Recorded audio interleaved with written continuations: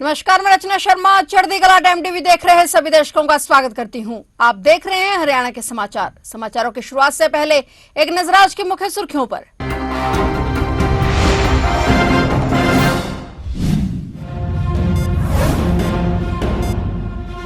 हरियाणा में जनगणना 2027 हुई शुरू। सीएम नैब सिंह सैनी ने दर्ज किए स्वगणना के आंकड़े। 30 अप्रैल तक चलेगी प्रक्रिया।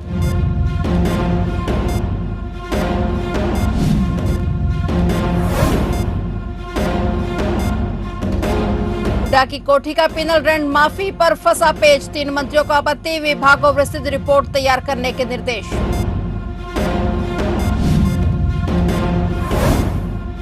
कांग्रेस विधायकों पर कार्रवाई को लेकर सस्पेंस बरकरार। क्रॉस वोटिंग पर कांग्रेस विधायकों पर टली कार्रवाई। बंगाल चुनाव के बाद आ सकता है फैसला।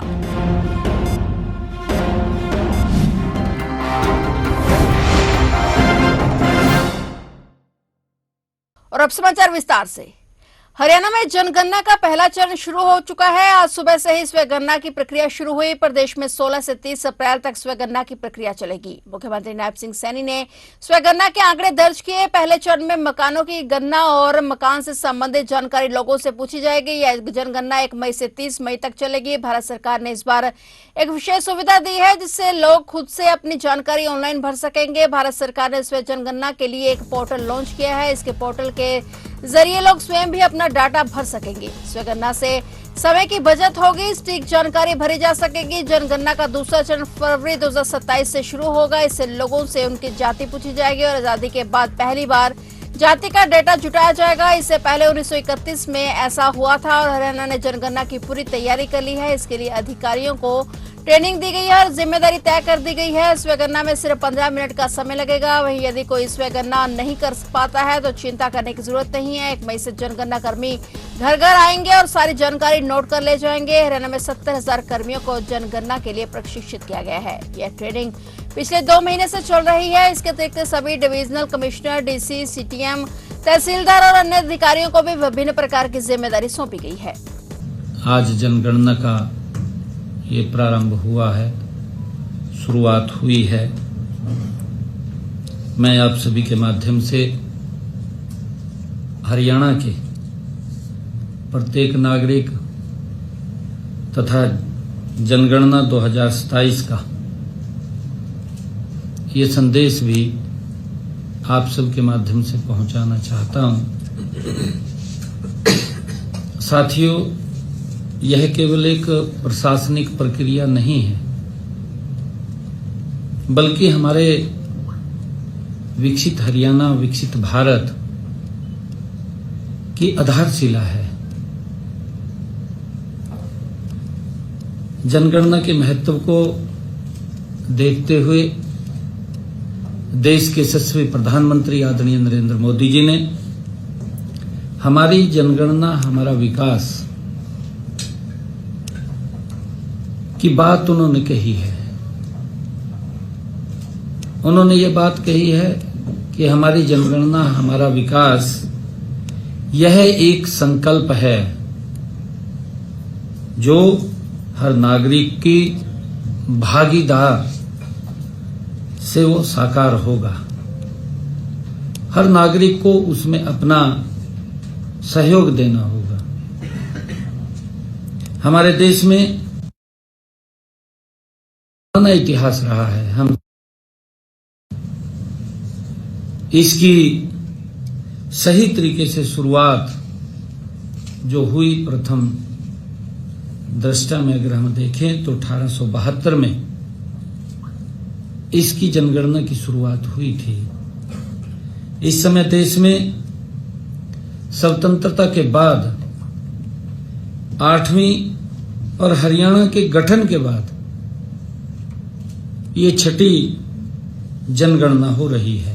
हरियाणा के पूर्व मुख्यमंत्री एवं नेता प्रतिपक्ष भूपेंद्र सिंह हुड्डा की सरकारी कोठी के पिनल रेंट माफी पर फिलहाल पेच फंसा हुआ है। मंत्रिमंडल की पिछली बैठक में पिनल रेंट माफी का मामला चर्चा में आया तो लेकिन इस पर अंतिम फैसला नहीं हो सका। दरअसल मंत्रिमंडल की बैठक में यह मुद्दा चर्चा के लिए लाया गया तो इस दौरान कैबिनेट के 3 अन्य मंत्रियों ने इस प्रस्ताव पर स्पष्ट आपत्ति दर्ज कर दी। इसके चलते सीएम नैब सिंह सैनी ने मामला फिलहाल टाल दिया। मंत्रियों ने कहा कि पिनल रेंट को ही काफी नहीं है, इसमें कोठी का संपूर्ण खर्चा जोड़ा जाना चाहिए। इसमें ओवरस्टे के मेंटेनेंस, बिजली, पानी और मैन पावर का खर्च शामिल होना चाहिए। बीते वर्ष 2024 के चुनाव के बाद कांग्रेस ने नेता प्रतिपक्ष का पद देने में करीब 11 महीने का समय लगा दिया, लेकिन पूर्व मुख्यमंत्री हुड्डा ने अपने सरकारी आवास खाली नहीं किया, जबकि सरकार ने हुड्डा को दिसंबर 2024 में कोठी खाली करने को कहा था। लोक निर्माण विभाग के नियमों के तहत उनका पिनल रेंट बढ़ाकर 16,49,000 रुपए हो गया और पिनल रेंट माफी की योजना पूर्व की सरकारों में चलती रही। ऐसे में हुड्डा के आग्रह पर मुख्यमंत्री नायब सिंह सैनी ने भी मंत्रिमंडल बैठक में इस मामले को रखने के आदेश दिए। विभाग को विस्तृत रिपोर्ट तैयार करने के निर्देश दिए गए हैं।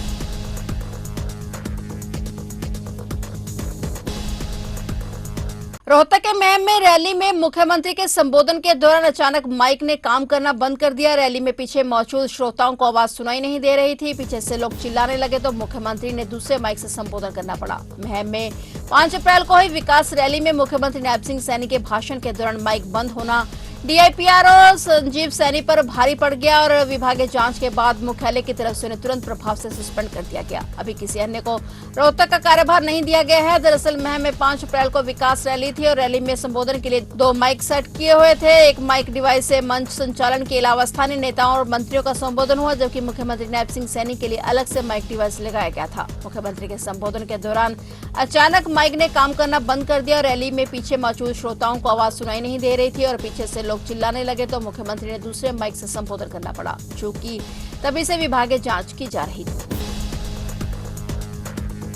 हरियाणा के राज्यसभा चुनाव में क्रॉस वोटिंग के आरोपों से घिरे कांग्रेस के 5 विधायकों पर कार्रवाई को लेकर सस्पेंस 1 महीने के बाद भी बरकरार है। अब पश्चिम बंगाल विधानसभा चुनाव के अंतिम चरण के बाद इस मामले में फैसला होने की संभावना है। पार्टी सूत्रों के अनुसार लोकसभा में नेता प्रतिपक्ष राहुल गांधी, कांग्रेस अध्यक्ष मल्लिकार्जुन खड़गे और अन्य वरिष्ठ नेता फिलहाल चुनावी व्यवस्थाओं में है और इसी कारण हरियाणा कांग्रेस की अनुशासन समिति की रिपोर्ट पर अब तक अंतिम फैसला नहीं हो सका है। 29 अप्रैल को पश्चिम बंगाल विधानसभा चुनाव 2026 का अंतिम चरण संपन्न होना है। इसके बाद दिल्ली में राहुल गांधी, मल्लिकार्जुन खड़गे और अन्य वरिष्ठ नेताओं की बैठक प्रस्तावित है और इसी बैठक में हरियाणा कांग्रेस की अनुशासन समिति की रिपोर्ट पर चर्चा कर संबंधित विधायकों के खिलाफ कार्रवाई तय की जा सकती है। हरियाणा कांग्रेस अध्यक्ष राव नरेंद्र सिंह ने कहा कि फिलहाल पार्टी के शीर्ष नेता असम और पश्चिम बंगाल में चुनाव व्यस्त हैं और जब हाईकमान बैठक करेगा तभी इस मुद्दे पर अंतिम निर्णय लिया जाएगा। 16 मार्च को हुए राज्यसभा चुनाव में कांग्रेस प्रत्याशी करमवीर बोध की जीत के बाद पार्टी ने क्रॉस वोटिंग के आरोपों की जांच शुरू की। हरियाणा में शहरी परिवहन व्यवस्था को आधुनिक, स्मार्ट और टिकाऊ बनाने की दिशा में राज्य सरकार ने एक और बड़ा और दूरदर्शी कदम उठाया है। शहर में अत्याधुनिक पोर्ट टैक्सी प्रणाली को लागू करने की संभावनाओं पर सरकार गंभीरता से मंथन कर रही है, जिससे प्रदेश में स्मार्ट मोबिलिटी का नया युग शुरू होने की उम्मीद है। मुख्यमंत्री नायब सिंह सैनी से चंडीगढ़ स्थित संत कबीर कुटीर में जापान की प्रतिष्ठित कंपनी सुजुकी मोटर कॉर्पोरेशन और ग्लाइडवेज कंपनी के उच्च स्तरीय प्रतिनिधिमंडल ने शिष्टाचार भेंट की और बैठक के दौरान हरियाणा सरकार और जापानी कंपनियों के बीच ग्लाइडवेज ट्रांजिट प्रोजेक्ट को लेकर संभावित साझेदारी के विभिन्न पहलुओं पर विस्तार से विचार विमर्श किया गया। मुख्यमंत्री नायब सिंह सैनी ने कहा कि हरियाणा सरकार प्रदेश में विश्व स्तरीय आधारभूत ढांचा विकसित करने और नागरिकों को बेहतर यातायात सुविधाएं उपलब्ध कराने के लिए प्रतिबद्ध है। पानीपत शहर के तहसील कैंप क्षेत्र के रामनगर निवास स्थित एक कमरे में सिलेंडर के फटने से आग लग गई और आग लगने के कारण कमरे में सो रहे 60 वर्षीय बुजुर्ग की मौके पर ही मौत हो गई। आग लगने की सूचना मिलने पर पुलिस और फायर ब्रिगेड की गाड़ियां मौके पर पहुंची और उन्हें पूरी तरह से आग पर काबू पाया और कमरे में रखा अन्य सामान भी आग की चपेट में जलकर राख हो गया। बताया जा रहा है कि हादसा उस समय हुआ जब बुजुर्ग चाय बनाने के लिए गैस का चूल्हा जला रहा था तो अचानक से सिलेंडर में धमाका हो गया। हादसा होने पर आसपास के लोगों में अफरा तफरी मच गई। मृतक की पहचान सोमपाल निवासी रामनगर के रूप में हुई है। ब्लास्ट होने पर सोमपाल जिंदा जल गया और नसीम गंभीर रूप से झुलस गया। माना जा रहा है कि हादसा गैस रिसाव के कारण हुआ है। पुलिस ने शव को पोस्टमार्टम के लिए नागरिक अस्पताल में भिजवा दिया है। सोनीपत के गांव पिनाना से दौड़वा की तरफ किश्त कलेक्शन कर लौट रहे 22 वर्षीय युवक की 6 लोगों ने घेर कर बेरहमी से हत्या कर दी। हमलावरों ने बर्फ तोड़ने वाले सुए से उसके पूरे शरीर पर ताबड़तोड़ वार किए, जिससे उसकी मौके पर ही मौत हो गई। मृतक की पहचान युद्धवीर पुत्र रमेश के रूप में हुई है। वह 4 साल से HDFC बैंक से जुड़े फाइनेंस का काम करता था और किश्त कलेक्शन का कार्य करता था। वह सरकारी नौकरी के लिए तैयारी भी कर रहा था। वारदात के समय वह स्प्लेंडर बाइक पर सवार होकर वापस आ रहा था। बताया जा रहा है कि पिनाना से दौड़वा के बीच रास्ते में पहले से घात लगाए बैठे 6 हमलावरों ने उसे घेर लिया और इनमें से 4 हमलावर सामने से बाइक पर आ गए, जबकि दो ने उस पर सुए से हमला कर दिया और हमलावरों ने युवक के मुंह और होठों पर भी कई वार किए, जिससे उसकी हालत बेहद गंभीर हो गई। घटना की सूचना मिलते ही पुलिस मौके पर पहुंचे, जांच शुरू कर दी गई। पुलिस आसपास के लोगों से पूछताछ कर रही है और हमलावरों की तलाश में जुटी हुई है। अंबाला में आज नारी शक्ति वंदन अधिनियम को लेकर महिला मोर्चा द्वारा एक विशाल रैली का आयोजन किया गया। इस रैली की शुरुआत जन स्वास्थ्य मंत्री रणबीर गंगवा ने हरी झंडी दिखाकर की। रैली में बड़ी संख्या में महिलाओं ने भाग लिया और प्रधानमंत्री नरेंद्र मोदी का धन्यवाद करते हुए कहा कि इस अधिनियम के जरिए महिलाओं को उनका हक मिला है। यह रैली अंबाला शहर के अंबिका माता मंदिर से शुरू हुई और शहर के विभिन्न हिस्सों से होते हुए आगे बढ़ी। इस मौके पर जन स्वास्थ्य मंत्री रणबीर गंगवा ने कहा कि प्रधानमंत्री नरेंद्र मोदी ने देश की महिलाओं को सम्मान और अधिकार देने के उद्देश्य से नारी शक्ति वंदन अधिनियम लागू किया है और उन्हें यह भी याद दिलाया कि बेटी बचाओ बेटी पढ़ाओ अभियान की शुरुआत भी हरियाणा से ही हुई थी। आज बहुत ही बड़ा और बहुत ही ऐतिहासिक दिन है कि नारी शक्ति वंदन अधिनियम आज पार्लियामेंट के अंदर जिस पर चर्चा हो रही है और आदरणीय हमारे देश के यशस्वी प्रधानमंत्री आदरणीय नरेंद्र मोदी जी के नेतृत्व वाली सरकार में जिस तरीके से महिलाओं को सम्मान देने का काम किया है और ये हमारा सौभाग्य है कि माननीय प्रधानमंत्री जी ने हरियाणा से ही बेटी बचाओ बेटी पढ़ाओ की शुरुआत करने का काम किया था। सशक्त नारी के नारा देने का काम भी यहीं से किया था और उसको साकार करने का काम भी कर रहे हैं। केवल नारा नहीं बल्कि धरातल पे उतारने का काम किया है। जिस तरीके से अभी लोकल बॉडी में 33% आरक्षण पहले से ही है, हमारे यहाँ हरियाणा के अंदर तो 50% आरक्षण पंचायतों के अंदर दिया हुआ है। हर दूसरे गांव के अंदर महिला हमारी सरपंच है और अब पार्लियामेंट और विधानसभा के अंदर भी आरक्षण का बिल पास करने जा रहे हैं। मैं हमारी सभी बहनों को बहुत बहुत बधाई देता हूं इसके लिए और हमारे देश के यशस्वी प्रधानमंत्री आदरणीय नरेंद्र मोदी जी का धन्यवाद करूंगा कि जिन्होंने जो कहा है वो किया है। महिलाओं के लिए वास्तव में आगे ला करके उनको मजबूत सशक्त बनाने का काम जो है आदरणीय नरेंद्र मोदी जी के नेतृत्व में हो रहा है। मोबाइल दुकान पर फायरिंग करने के मामले में वांछित आरोपी मुठभेड़ उपरांत स्पेशल डिटेक्टिव यूनिट द्वारा काबू कर लिया गया है। कैथल स्पेशल डिटेक्टिव यूनिट द्वारा एसपी मनप्रीत सिंह सूदन के कुशल नेतृत्व में संगठित अपराध और फिरौती से जुड़े मामलों पर प्रभावी कार्रवाई करते हुए एक महत्वपूर्ण सफलता प्राप्त की गई। पुलिस अधीक्षक मनप्रीत सिंह सूदन ने जानकारी देते हुए बताया कि 4 अप्रैल की शाम करीब 6 बजे चान्ना रोड स्थित गिल मोबाइल शॉप पर 2 अज्ञात युवकों ने मोटरसाइकिल पर आकर फायरिंग कर दी थी और हमलावर वारदात को अंजाम देकर मौके से फरार हो गए थे। इस बारे में थाना चीका में मामला दर्ज कर लिया गया और स्पेशल डिटेक्टिव यूनिट प्रभारी इंस्पेक्टर सुनील कुमार की अगुवाई में एएसआई तहसीम की टीम द्वारा विश्वसनीय गुप्त सूचना और तकनीकी साक्ष्यों के आधार पर कार्रवाई करते हुए उक्त मामले में वांछित आरोपी कीर्तिनगर कुरुक्षेत्र निवासी रजत को काबू किया गया। आरोपी के पैर में गोली लगी और उसे मौके पर काबू कर लिया गया। घायल आरोपी को उपचार हेतु सिविल अस्पताल कैथल में भर्ती कराया गया। आरोपी के कब्जे से एक अवैध देसी पिस्तौल, 32 बोर और 2 कारतूस और 4 खाली खोल भी बरामद किए गए हैं। उक्त मामले में आरोपी रजत की गिरफ्तारी पर हरियाणा पुलिस की तरफ से 5,000 रुपए का इनाम भी घोषित किया गया था। आरोपी रजत के विरुद्ध पहले से ही जिला कुरुक्षेत्र और करनाल में 2 आपराधिक मामले दर्ज हैं।